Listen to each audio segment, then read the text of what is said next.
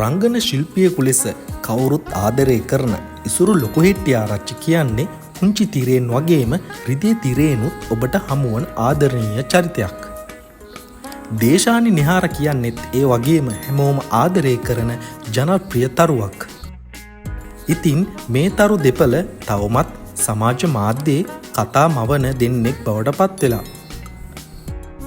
ඒ අතර මේ දෙන්න පසුගිය දිනක ගිය ආදරණීය ගමනක ඡායාරූප පෙළක් මේ දිනවල සමාජ මාධ්‍යයේ දැක ගන්න පුළුවන්. මේ විදිහට දෙන්න ගිහින් තිබුණේ මාදුගඟේ බෝට්ටු සවාරියක්.